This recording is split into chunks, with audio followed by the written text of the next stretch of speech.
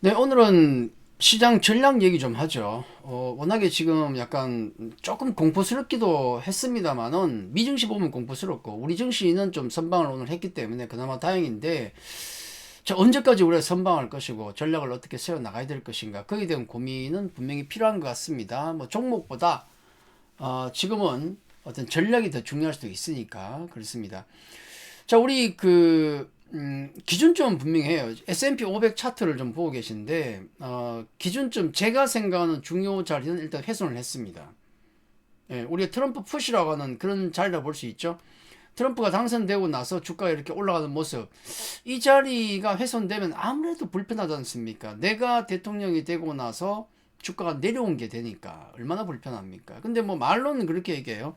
아, 난 괜찮아. 나 시장 신경 안 써. 단기적인 건 뭐 경기 침체고 뭐 이런 것도 감내할 수 있으니까 우리는 뭔가 해야 될 일을 해야 된다.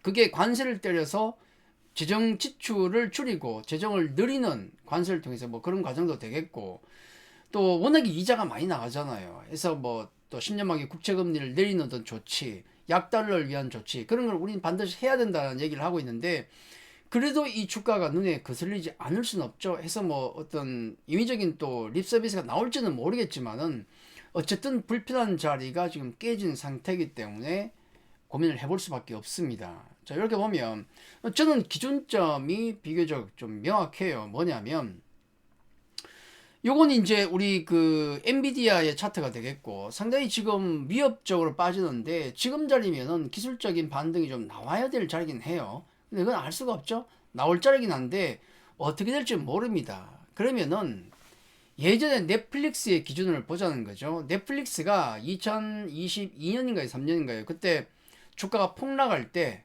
무려 PR 16배까지 빠졌어요.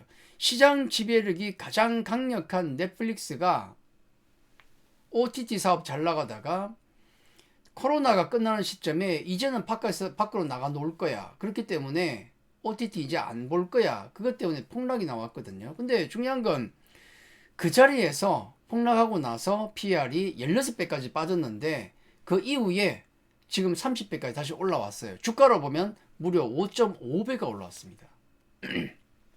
그러면 아무리 시장 지배력이 강한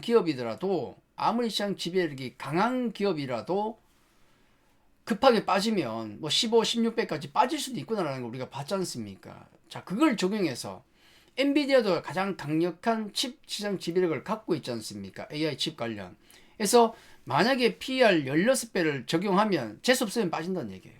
예, 이렇게. 그게 92불 정도가 됩니다. 그 가격이. 그게 어디냐면 지난번 저점이 있죠? 여기. 작년의 저점. 여기가 바로 92달러. 재수 없으면 여기까지는 용인할 수도 있다. 16배, 15배 가면 얘가 어떻게 더 빠집니까? 전 세계 최고의 기업인데, 그죠? 이게 10배 갈 수는 없잖아요. 그런 관점에서 보면, 뭐 정말 재수 없으면 여기까지인데, 까지는 허용하려고 좀 보자는 얘기예요. 그래서 100불 정도가 많이 건드리면은 거의 바닥 근처가 아니겠는가. 저는 일단 그렇게 생각을 하고 있습니다. 자, 그런 관점에서 우리가 생각을 좀 하시고, 우리 국내 증시로 돌아오면 제가 그런 말씀을 드렸어요. 추세선이라는 게 하락 추세에 있다가 상방으로 바뀌는 추세가 상승을 하게 되면 전략이 어떻게 바뀌는가를 설명을 좀 드렸었죠. 이렇게 주가는 추세선을 따라서 이렇게 움직입니다. 꿀렁꿀렁, 그죠? 이렇게 움직여요. 그러면은 주가가 빠질 때, 추세선이 하락할 때는 우리가 뭘 해야 된다? 주가가 반등이 나올 때마다, 오를 때마다 매도, 오를 때마다 매도, 오를 때마다 매도. 안 그러면 이렇게 처만다는 얘기예요.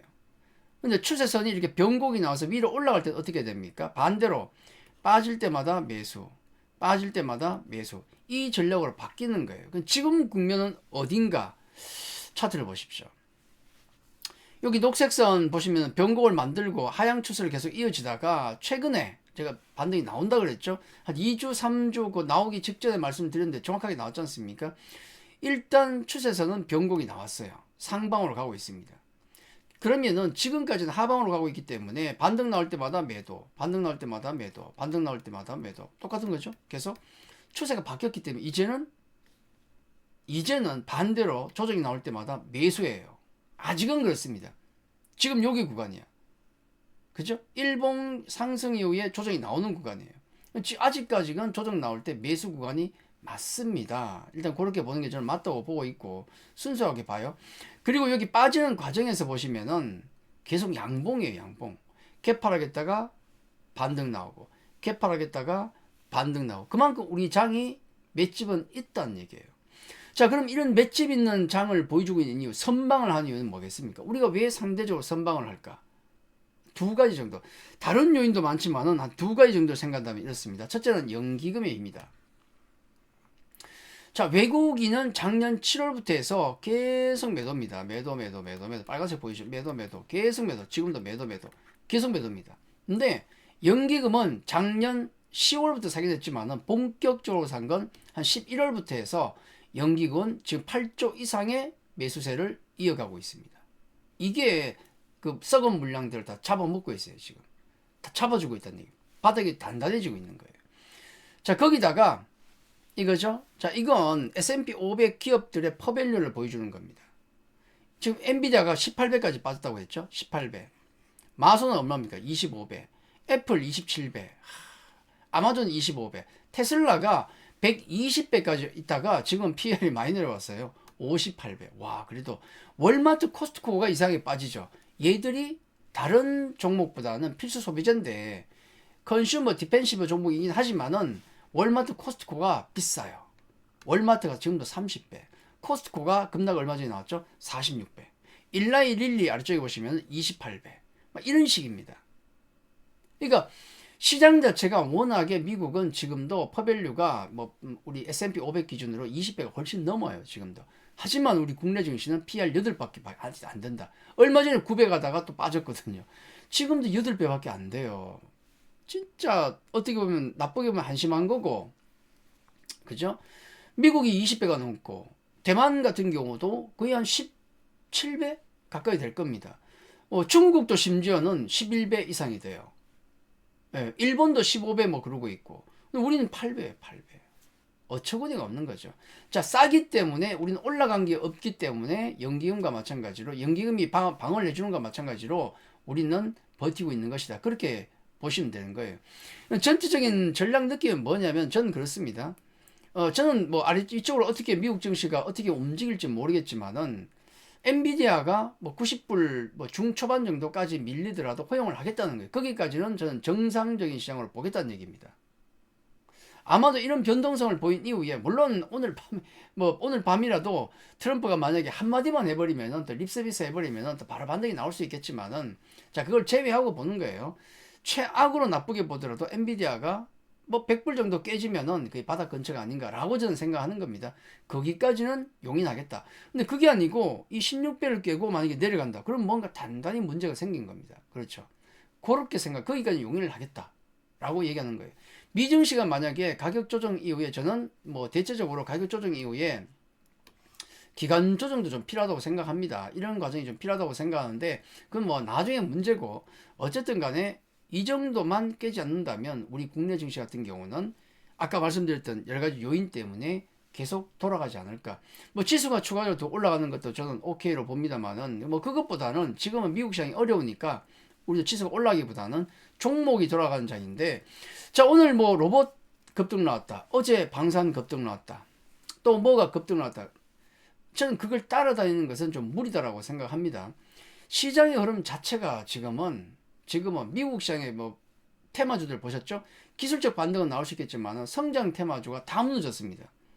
로봇, 드론, 양자, 퀀텀 뭐 등등 다 무너진 상태예요. 그렇죠.